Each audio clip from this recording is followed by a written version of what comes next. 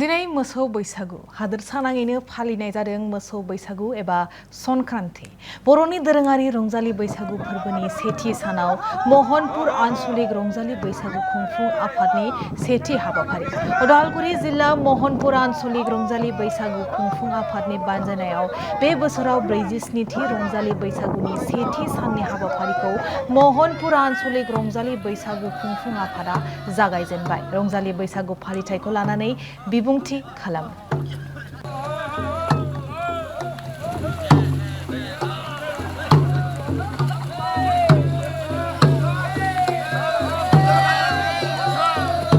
गिबियावनो नोंथांमोननि निउस मिडियानिसिम साबायखर बावहरग्रोनाय थाबाय। दा आं दिनै महनपुर आनसलिक रंजालि बैसागु आफादनि सोमोन्दै आं फंनैसो बुंनो सानबाय नोंथांमोननि चेनेलनि गेजेरजों। दा फैयै दिनैसिम 47तम बोसोराव आगान सुरबाय बा 47थि बोसोराव आगान सुरबाय महनपुर आनसलिक रंजालि बैसागु आफादा।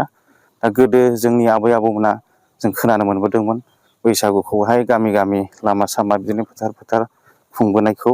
दा बेनिनो माखासे जोंनि सानसुमैफ्रा सान गोथौ सुबुंफोरा बे बुस्थुखौ गामिनिफ्राय जोंनि नैबे महनपुर आनसलिक रंजालि बैसागु जौसाङाव लाबोनाय जादोंमोन 47थि बोसोरनि सिगांनो।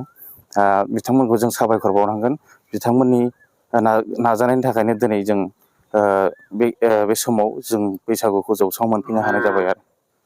दा हाबाफारि हिसाबै जोंहा साननैनि हाबाफारि लानाय जादों। दा दिनै सेथि साननि सेथि हाबाफारि हिसाबै जों मोसौ थुखैनाय लादों। बेनि उनाव जोंहा खुंखा जानाय दङ। बेनि उनाव जोंहा हारिमु आयदायाव बायदि बिथिङाव बादायनाय दं आरो गाबोननि दिनाव जोंहा दङ गेवलां मोसानाय बादायनाय आरो आइजो मोसानाय बादायनाय आरो लोगोसेनो जोंहा माखासे आलासि हांख्रायनानै लाबोदों जोङो। दा साननैनि गाजा गोमजा हाबाफारिजों जों महनपुर आनसलिक रंजालि बैसागु आफादा जों देग्लायबो खुंनो लादों। आरो दा दिनै सेथि साननि गिबि हाबाफारि हिसाबै मोसौ थुखैनाय। दा बेथ' एंगारनो हायै मोनसे जोंनि फोरबो होननानै बुंनांगोन। मानो होनना बुङोब्ला गोदो गोदायनिफ्रायनो जों बर' समाजा मोसौजों गोथौ सोमोन्दो दं।